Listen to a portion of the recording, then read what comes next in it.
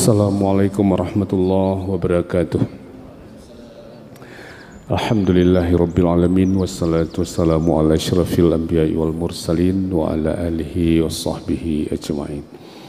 Bersyukur mari selalu kita panjatkan kehadirat Allah Subhanahu wa ta'ala yang selalu melimpahkan berbagai rahmat dan karunia-Nya kepada kita semua, sehingga alhamdulillah pada subuh hari ini kita kembali dapat berhadir di rumah Allah ini dalam rangka melaksanakan sholat subuh berjamaah. Kemudian salawat dan salam mari pula kita persembahkan ke penghulu alam Nabi besar Muhammad SAW yang selalu menuntun kita dengan berbagai macam hadisnya, sehingga kita bisa melaksanakan berbagai kegiatan keagamaan di muka bumi Allah ini dengan sempurna.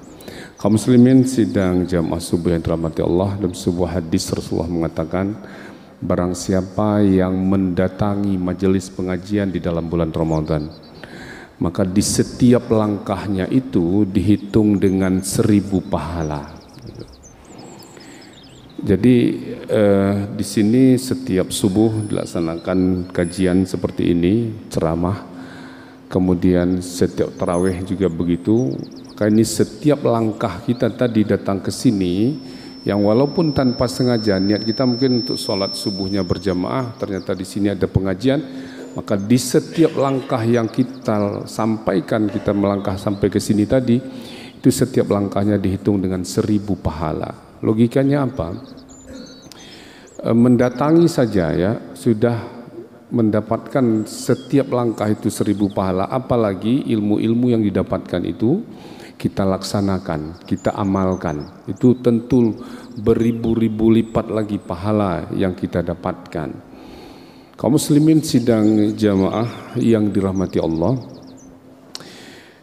idealnya tujuan akhir dari sebuah ibadah yang kita lakukan, apapun ibadah itu, apakah sholat, apakah puasa, ikut pengajian, baca Al-Quran, semuanya ibadah-ibadah yang kita lakukan itu idealnya tujuan akhirnya itu adalah membuat kita itu menjadi lebih baik.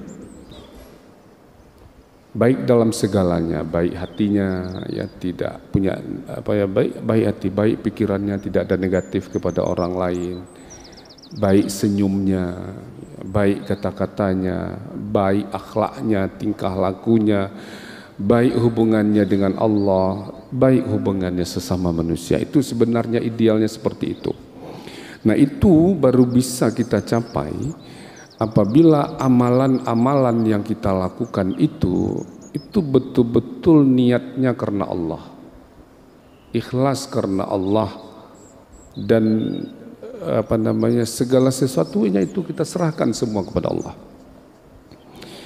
Artinya ketika kita mempunyai niat dan keimanan yang betul-betul melaksanakan itu karena Allah, itu kita akan gampang melakukan itu, ikhlas saja, enak saja melakukan itu, karena niatnya betul-betul karena Allah. Nah, itu baru bisa kita merubah diri, merubah segalanya tadi itu menjadi lebih baik. Niatnya karena Allah dan betul-betul dengan iman kita lakukan itu. Kemudian semua ibadah yang kita lakukan, apalagi puasa, itu harusnya sudah kita lakukan secara mandiri. Artinya kita sudah mencari tahu dulu tentang ibadah itu. Kita sudah belajar, sudah mempelajarinya dengan secara seksama. Apa rukun dan syaratnya, apa-apa yang tidak boleh dilakukan sedang beribadah itu. Semuanya ilmunya sudah lengkap. Kita belajar dulu untuk itu. Dan kita juga tahu kenapa ibadah itu diperintahkan dan kenapa harus kita lakukan. Kalau tidak lakukan kenapa? Kenapa Allah perintahkan itu? Apa maksud Allah? Nah, ini sebenarnya sudah kita pahami betul terlebih dahulu, baru segala amal ibadah yang kita lakukan itu bisa kita lakukan secara mandiri, termasuk puasa. Namun walaupun seharusnya ibadah-ibadah yang kita lakukan itu harus secara mandiri sebenarnya, namun karena terkadang lingkungan kita ini tidak baik-baik saja. Ditambah lagi kita ini, kata Rasulullah, fluktuatif iman. iman kita ini kadang-kadang kuat, kadang-kadang lemah. Gitu. Ditambah lagi kita punya hawa nafsu. Allah lengkapi diri kita ini dengan hawa nafsu. Nah, sehingga yang seharusnya ibadah-ibadah yang kita lakukan tadi seharusnya secara mandiri, buyar itu. Terkadang begitu. Tidak semua orang ya. Buyar. Jadi kita harus punya support system. Harus ada yang membantu ibadah ini supaya bisa kita lakukan sesuai dengan petunjuk-petunjuk Rasul, sesuai yang diinginkan oleh Allah. Seharusnya itu nggak perlu lagi, karena kita Islamnya bukan baru hari ini. Kita ini bukan mu'allaf, tapi terkadang ibadah kita seperti orang mu'allaf. Mu'allaf itu kan orang-orang yang dibujuk hatinya. Nah, terkadang kita seperti kita lah, puasa ini kan bukan baru pertama kita lakukan. Kalau umur kita sekarang 60 tahun, artinya kita sudah puluhan kali melaksanakan ibadah puasa ini. Kalau umur kita 40 tahun, kalau kita mulai ibadah wajibnya di dalam Islam itu balik, kita katakanlah umur 15 tahun, kita mulai ibadah puasa. Udah mandiri itu ya. Artinya kita lakukan pahalanya untuk kita sendiri, kita berdosa sendiri. Kalau kita tidak lakukan, apapun yang kita lakukan itu sudah mandiri. Nah, kita sudah 60 tahun nih, sudah 70 tahun. Artinya kan sudah puluhan kali kita melaksanakan ibadah puasa ini. Tetapi sepertinya belum bisa secara mandiri, karena itu tadi, karena kita punya dilengkapi support dengan nafsu, iman kita fluktuatif, kemudian lingkungan kita kadang-kadang tidak baik-baik saja. Maka itu buyar. Maka untuk bisa ini kita lakukan secara mandiri, harus ada support system. Jadi harus ada yang membantu. Siapa saja, teman-teman itu sangat mempengaruhi. Ini anak-anak muda, kalau berteman itu pilihlah temannya yang memang juga berpuasa, begitu. Karena tidak semua teman itu baik, tidak semua teman itu jadi support system. Gitu. Kata Rasulullah, ar-rajulu ala dini khalilih, falyanzur ahadukum may yukhalil, kata Rasul. Jadi seseorang itu dilihat dari agama temannya, bagaimana akhlak temannya, tingkah laku temannya, ibadah temannya, itu nampak. Siapa temannya nampak dari situ. Dan seseorang itu dilihat dan dia bisa melaksanakan suatu perbuatan baik itu dilihat dari amal-amal temannya. Jadi kalau berkawan di dalam bulan puasa ini, ya carilah orang-orang yang memang betul-betul berpuasa. Jadi kita tidak terlepas dari itu. Jadi tidak semua teman itu membawa kebaikan. Maka Rasulullah mengatakan pilih-pilih teman itu. Jadi untuk yang membawa kita kepada kebaikan, ya bertemanlah dengan mereka. Karena seseorang itu dilihat dari amalan temannya, dari agama temannya, dari akhlak temannya, gimana temannya pasti dia akan begitu. Jadi ada support system dari teman-teman, kawan-kawan. Jadi kita tidak bisa asal berteman. Apalagi di zaman sekarang ya. Apalagi puasa ini kan terkadang puasa kita sah tapi pahala tidak ada lagi, sehingga Rasulullah mengatakan sungguh banyak umatku puasanya hanya sekedar menahan lapar dan haus saja, karena mungkin berteman dengan kawan-kawan tidak baik, apalagi sekarang kan punya HP ya, jadi semua aja di situ. Ya, kalau salah-salah memilih teman, ya puasa tetap berpuasa tapi pahalanya semakin berkurang. Lakukan perbuatan ini kurang pahalanya, lakukan perbuatan yang lain lagi kurang lagi. Menonton yang tidak pantas dilihat berkurang lagi pahalanya, karena teman tadi seperti itu. Ya, teman itu harusnya punya support kepada kita bagaimana kita sukses melaksanakan ibadah puasa setiap harinya dan mengisi hari-hari berpuasa itu dengan teman-teman yang baik. Ya, ada program-program dari teman-teman itu bagaimana kita mengkhatamkan Al-Quran, ya, seperti itu. Bagaimana kita kalau berbicaranya tentang masalah-masalah agama dan lain sebagainya. Jadi itu yang teman-teman seperti itu yang seharusnya yang kita jadikan teman. Jadi teman boleh dengan siapa saja, ya berkawan dengan siapa saja, tetapi untuk menjadi teman dekat, menjadi orang membawa kita yang lebih baik, tentu kita tahu siapa di antara teman-teman yang kita miliki yang segitu banyaknya itu. Jadi ada support system dari teman, dari kawan, dari sahabat, dan itu harus hati-hati sekali. Jadi bagaimana hubungan sesama manusia tidak renggang, hubungan dengan Allah menjadi lebih baik. Nah itu. Yang kedua, ada support dari keluarga. Jadi idealnya kita sekarang ini tidak lagi melihat ayahnya ibadah sendiri, ya, ayahnya ngaji sendiri di masjid, ibunya juga ngaji sendiri di rumah, anaknya entah ngapain, nggak tahu. Artinya ada sebuah kurikulum, ada sebuah program dari keluarga itu untuk bersama-sama mengisi hari-hari puasa itu. Nah terkadang kan kita tidak melihat seperti itu. Misalnya di rumah itu kita bagaimana dalam sebuah keluarga itu mengkhatamkan Al-Quran bersama-sama. Jadi jam segini nanti kita ngaji, ajak anak istri semua bersama-sama, seperti itu. Jadi ibadahnya itu tidak lagi terpisah. Karena kita ingin nanti di akhirat satu keluarga bahkan satu kampung itu dalam satu lorong yang sama di surga itu. Misalnya kalau dalam surga Firdaus semua.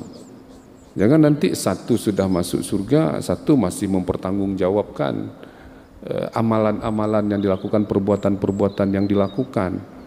Jadi dari keluarga ini sangat penting sekali. Jadi ada sebuah program dari keluarga itu untuk mensupport anak-anaknya, karena anak-anak ini perlu dibimbing. Jangankan anak-anak, kadang-kadang kita sudah tua-tua ini juga perlu dibimbing, masih perlu dibimbing. Artinya kita masih membutuhkan ilmu-ilmu untuk itu. Apalagi kalau anak-anak yang masih suka main HP dan lain sebagainya. Nah, bagaimana di dalam bulan puasa ini itu tidak lagi banyak main HP. Karena kadang-kadang begitu juga ibunya asik di dapur misalnya kan memasak. Dengan HP-nya, anak-anak dengan HP-nya di kamarnya, ya puasa, tapi tidak ada program-program untuk mengisi hari-hari puasa itu. Maka masih banyak kita lihat sekarang ibadahnya masing-masing, tidak lagi per keluarga. Harusnya di dalam keluarga itu buat satu program. Nah kita anak bagaimana bersama-sama kita mengkhatamkan Al-Quran seperti itu. Kemudian sedekah untuk anak juga seperti itu, disiapkan terus sedekah untuk anaknya, untuk safari subuh kah, untuk safari taraweh kah.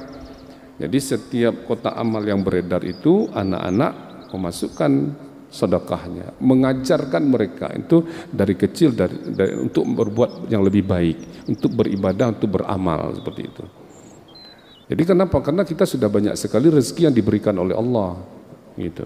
Banyak sekali rezeki yang diberikan oleh Allah, tetapi mungkin kita sangat sedikit kembali memberikan kepada Allah. Padahal itu nanti juga kembali kepada kita. Itulah yang kekal yang kita sedekahkan itu. Jadi anak-anak mungkin diberikan terus sesuai dengan kemampuan masing-masing. Apakah 5.000, apakah 10.000, apakah 2.000. Yang jelas anak-anak itu terbiasa berbagi dengan rezeki-rezeki yang diberikan oleh Allah kepada kita. Jadi ada sebuah sistem di dalam rumah tangga itu yang membuat anak-anak itu mengamalkan amalan-amalan ibadah, mengisi hari-hari puasa. Di samping ibadah puasanya itu dikontrol betul, sehingga ibadah puasa ini bisa dilaksanakan dari kecil sampai dia besar nanti sudah bisa dilakukan dengan dirinya masing-masing. Kemudian pemerintah juga harus punya support system. Dalam hal ini, walaupun ibadah puasa ini ibadah mandiri, pemerintah tidak bisa mengatakan ini kan ibadah mandiri ini. Ya lakukanlah sendiri masing-masing. Tidak bisa, pemerintah harus bertanggung jawab bagaimana masyarakatnya itu bisa melaksanakan ibadah dengan nyaman, dengan tentram, tanpa ada gangguan orang-orang lain untuk membatalkan ibadah puasa yang dilakukan oleh rakyatnya. Maka pemerintah kalau mungkin setingkat bupati atau wali kota harus ada perwal. Bagaimana warung-warung itu tidak beraktivitas di siang hari. Nah kalau ada yang melakukan itu, maka ada punishment-nya, ada hukumannya yang tegas. Dan sebaiknya warung-warung itu jangan ditutup, dibuka saja pintunya. Ini terkadang kita lihat kan warung terbuka atau tertutup, itu aktivitas mungkin ada di dalam, kita tidak tahu. Jadi harusnya pintu-pintu warung itu siang hari terbuka semua, supaya tidak ada yang melakukan kegiatan-kegiatan di balik pintu itu, bisa dikontrol dengan baik. Terkadang itu kita tidak tahu apa yang dilakukan di dalam. Pintunya tertutup, orang ramai mungkin di dalam itu. Lalu tidak ketahuan sama pemerintah, ya udah aman-aman saja. Sebahagian dari rakyatnya itu tidak berpuasa. Jadi pemerintah harus punya support seperti itu. Tidak boleh dia mengatakan ini kan ibadah mandiri lakukan masing-masing, dosa juga masing-masing, tidak bisa seperti itu. Pemerintah harus bertanggung jawab. Bagaimana rakyatnya ini bisa beribadah dengan nyaman, dengan tentram, termasuk itu yang jualan takjil. Itu kadang-kadang jam 2 udah jualan takjil, jam 3 sudah jualan takjil, kan aneh itu. Dan dibiarkan, tidak ada teguran. Tidak bisa seperti itu. Harusnya jual takjil itu setelah asar misalnya seperti itu. Ini jam 3, jam setengah 3, malah ada jam 2 udah mulai jualan. Itu kan membuat orang lain itu bisa membeli, apalagi anak-anak muda. Jadi tidak dipagari oleh peraturan-peraturan yang dibuat oleh pemerintah. Jadi mau puasa rakyat mau tidak, itu nanti kan akan diminta pertanggungjawaban itu. Kullukum ra'in wa kullukum mas'ulun an ra'iyati. Dia akan diminta pertanggungjawaban oleh Allah Subhanahu wa taala. Jadi pemerintah dalam hal ini harus membuat peraturan yang tegas. Dan terkadang kita juga melihat di dalam bulan Ramadan tarawihnya paling tidak ya. Itu belum lagi tarawihnya selesai, warung-warung kopi sudah buka. Harusnya kan ada perbedaan. Jangan kita beralibi tarawih itu kan sunat. Nabi saja melakukan cuma 3 malam di masjid. Kita selalu mencari yang bagaimana kita lepas dari hal-hal sunat. Padahal pahala-pahala sunat itu dilakukan di dalam bulan puasa itu sama dengan melaksanakan ibadah wajib. Nah kalau kita dulu mungkin waktu muda gaul, ya, sering tidak sholat, maka menutupi, menambal sholat-sholat kita yang bolong-bolong itu perbanyak ibadah sunat. Karena ibadah sunat di dalam bulan puasa ini pahalanya dihitung seperti melaksanakan sholat ibadah wajib. Kalau ibadah wajib kita lakukan sama dengan 70 kali kita melaksanakan ibadah wajib satu waktu. Kalau kita ada 5 waktu, 7 kali 5 berarti 350 waktu. Nah inilah menambal kita, menambal sholat-sholat kita yang waktu muda dulu gaul mungkin. Terlalu gaul. Jadi sering kita bolong-bolong sholat, ya perbanyak ibadah-ibadah sunat. Kita jangan beralibi, nah itu kan ibadah sunat. Nabi aja 3 kali, 3 malam saja di masjid. Padahal Nabi itu sampai bengkak lututnya melaksanakan qiyamul lail itu. Kalau kita mencari-cari alasan untuk tidak mau melaksanakan, menganggap itu sunat dan lain sebagainya. Jadi apa bedanya puasa dengan tidak puasa? Nah harusnya pemerintah juga begitu, menetapkan sebuah aturan. Itu ada perbedaan, apalagi kita di wilayah syariat ini. Jadi ada perbedaan nampak jelas itu benang merahnya antara puasa dengan tidak puasa, baik siang maupun malam ibadah-ibadahnya ini seperti itu. Harusnya seperti itu. Jadi tidak lagi melepaskan kewajiban itu kepada masing-masing masjid. Masing-masing masjid buat program sendiri. Masjid sudah dari dulu melakukan seperti itu. Ada qiyamul lail 10 terakhir, semua masjid hampir begitu. Tapi pemerintah mana nih perannya ini seperti itu. Jadi jangan hanya himbauan-himbauan saja. Himbauan dan datangan oleh MPU, oleh Polresta, ya, oleh wali kota, oleh ini ya cuma sekedar seruan.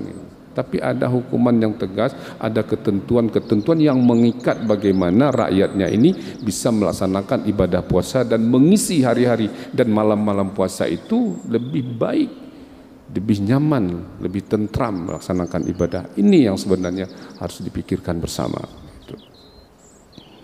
Yang keempat, yang terakhir itu ada support system dari lingkungan. Jadi masyarakat per kampung itu, ya apalagi kepala desanya sudah membuat aturan-aturan, bekerja sama dengan BKM dan lain sebagainya. Kemudian itu betul-betul dipantau. Kalau ada hal-hal yang mencurigakan di dalam sebuah lingkungan itu masyarakat wajib menyampaikan kepada pimpinan di desa itu, kepada Pak Imam, kepada Pak Kecik, bahwa di rumah ini sepertinya ada ini. Boleh diingatkan. Ada support dari lingkungan, dari masyarakat sekitar. Bagaimana anak-anak muda masyarakatnya itu bisa melaksanakan ibadah puasa ini dengan baik. Jadi apapun ibadah kita ini perlu support system. Walaupun seharusnya, idealnya, apalagi di zaman sekarang yang kita sudah puluhan kali melaksanakan ibadah puasa ini, harusnya kita sudah melaksanakan secara mandiri. Tidak perlu lagi ada kejadian-kejadian seperti itu.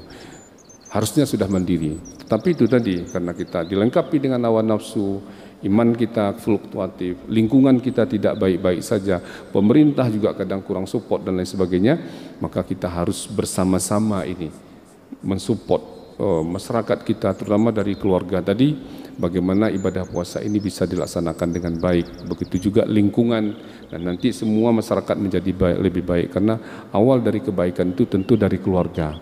Jadi oleh karena itu kita berharap ibadah-ibadah yang masih panjang kita lakukan, masih ada 29 hari lagi ini, betul-betul kita isi bersama-sama, ya, dengan aktivitas-aktivitas keagamaan. Di rumah tangga dibuatlah program-program, buat kurikulum-kurikulum untuk bagaimana kita membawa keluarga ini menjadi lebih baik, karena Allah mengatakan ku anfusakum wa ahlikum nara.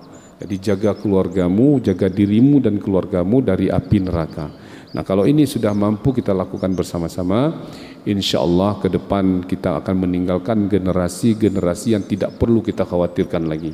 Karena kita sudah didik, sudah terbiasa dengan hal-hal yang seperti itu. Apakah puasanya, sholatnya, mengisi hari-hari puasanya, sedekahnya, berkata yang baik, berpikiran positif dan lain sebagainya. Mudah-mudahan dengan informasi singkat ini bermanfaat terutama bagi diri kami sendiri, dan mudah-mudahan bermanfaat bagi jamaah sekalian. Lebih dan kurang kami mohon maaf. Assalamualaikum warahmatullahi wabarakatuh.